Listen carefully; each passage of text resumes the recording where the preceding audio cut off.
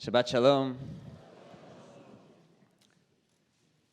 I want to open with gratitude to my two dear friends, Rachel Sumek and Rabbi Joseph Shamash.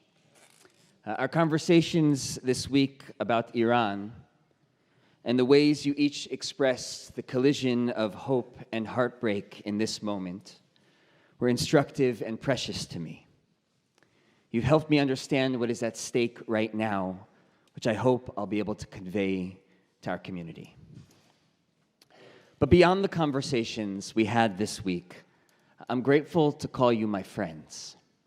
I didn't know any Persian Jews until I moved to LA 12 years ago. And my life is so much better knowing you and internalizing the stories you and your families have shared about life in Iran, about centuries of Jewish traditions intertwined with place, the vibrancy of your culture, and the despair of exile from homeland. My Judaism, my Jewish community, is now bigger and more beautiful because of what I've learned from you. And there's nothing better than a Persian wedding, as long as you ignore the listed invitation time. I've had the privilege of officiating at many Persian weddings, including Rachel's and her sister Tally's, and they encapsulate so much of what is inspiring about Persian Jewish culture. The emphasis on hospitality, the devotion to family, the joy and food, and more food. There's no such thing as walking down the aisle. We dance down the aisle at a Persian wedding, each group rocking out to their customized track while the crowd goes wild. It's awesome. At the end of a bris, everyone in attendance lines up to receive a blessing from an elder. Just one example of many that conveys the culture of respect for older generations. I've loved joining Joseph and his family for the Passover Seder, especially the moment he calls good family therapy, where we whip each other with scallions during Dayenu. I watched grown men in full sprint chasing each other around the room, onion in hand. Joseph, you taught me the Persian custom that the first thing you should do after Havdalah at the end of Shabbat is laugh.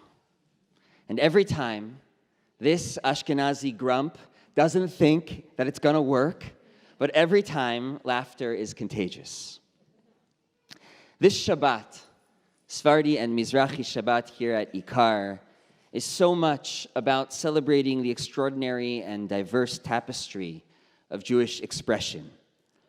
But it's also about learning, integrating, and ultimately identifying with the stories of our broader community, stories of rootedness, and stories of dislocation. To truly be in relationship with one another, we have to understand the core identity narratives that carry the greatest hopes and deepest pain. I think often about a story Joseph shared with me about his father Baruch, and thank you for the permission to share it here. Baruch was born and raised in Iran, serving in the army pre-revolution. He came to the U.S. for an opportunity in the mid-'70s, but he returned to Iran when his mother passed away. It was on that trip that he met his wife, Rachel. They traveled to the U.S. to start a family, but when David was born, the three of them returned to Iran to be closer to their support system. In 1978, Baruch was driving his car past a protest outside of a bank that had been set on fire when a brick crashed through his windshield. When he returned home, he placed the airplane tickets he had just bought on the table. Rachel didn't ask, "Where are we going?" but when. They knew that life in Iran was no longer safe for them. 2 years later, Joseph was born in Texas, and 3 years later, Baruch's father, Joseph's namesake, passed away. But by that point, there was no option of returning to Iran. No ability for Baruch to bury his own father. an open wound unable to fully heal. Joseph, you shared with me that when your father attends a funeral here in the U.S., you've noticed that when the time comes for everyone present to shovel earth into the grave, your father always does extra. It's his way of doing for others what he couldn't do for his own father. Like so many Iranians unable to return home, his grief is trapped in the foreign soil of exile, unreconcilable, forever yearning for movement denied.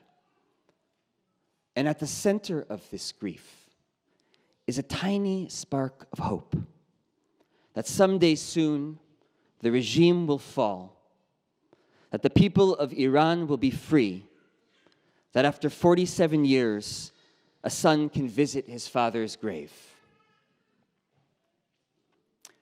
For the past 3 weeks, this spark of hope has illuminated the darkened streets of every province in Iran. You've likely seen the incredible pictures in Tehran and beyond of thousands of protesters with their cell phone flashlights turned on, defying the electricity blackouts and internet shutdowns imposed by Iranian authorities.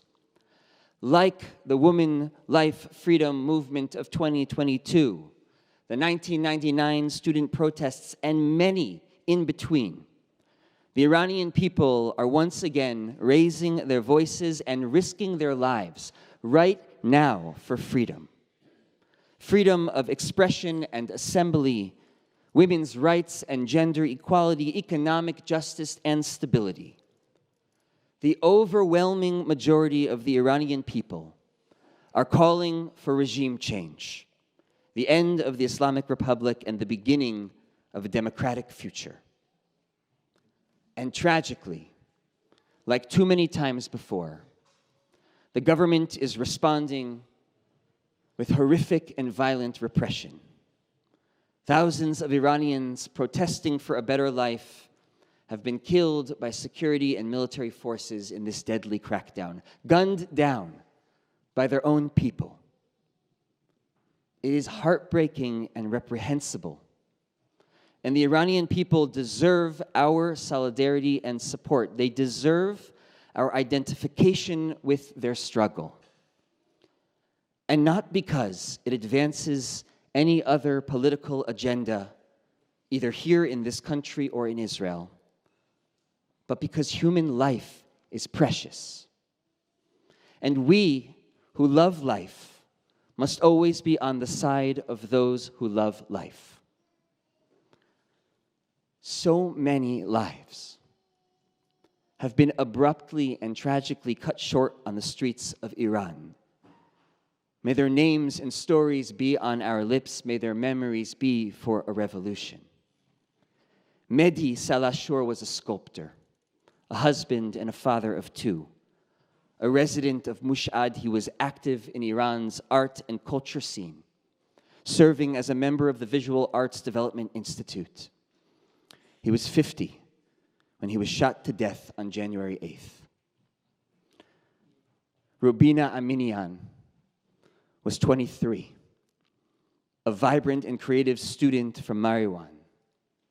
She was pursuing a bachelor's degree in fashion and textile design. Her mother identified her remains at a makeshift morgue alongside hundreds of yet unidentified bodies. Rabbi Moradi was 17. He was Kurdish, a student, and a talented soccer player. A member of the Tehran Youth Premier League, his dream was to someday play professionally for Juventus. After his death, a post on his Instagram asked, "Who had the heart to kill you?" Who had the heart to kill you? We might never know the answer to this question, but this we know. There is nothing more frightening, nothing more dangerous than a hardened heart. The mission of our religion is to cultivate again and again an open heart. a heart soft enough to fold into its layers the pain and suffering of another. The purpose of spiritual practice is to replace callousness with tenderness. For this reason, the core story of our narrative is about resisting Pharaoh, the epitome of hard-heartedness. Our liberation from narrowness depends on our rejection of close-hearted cruelty, a cruelty we find throughout this week's Parsha. But I'll share just one moment that captures the disdain of a leader who betrays not only the enslaved Israelites, but also his own people. In the midst of the first plague, Moses and Aaron have turned the Nile and all the waters of Egypt to blood.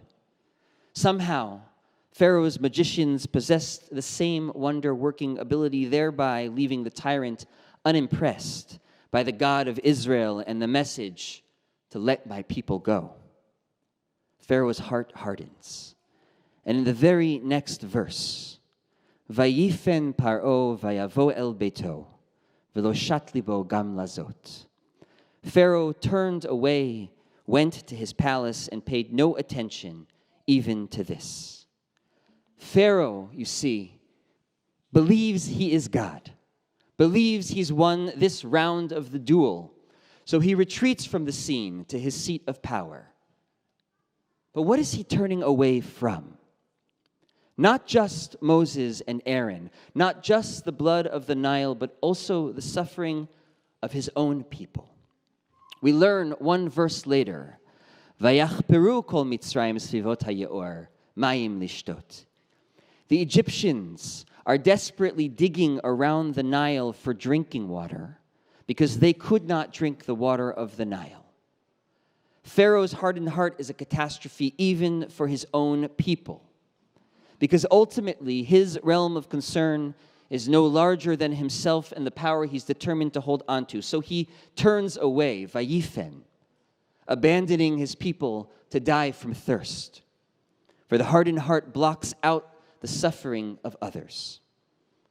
And yet, it is through this same word, vayifen, that the Torah shows us that there's another way.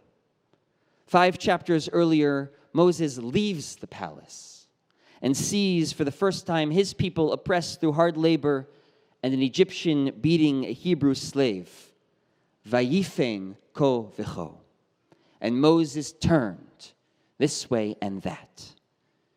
And yes, what follows is an act of violence striking down the Egyptian in defense of the oppressed.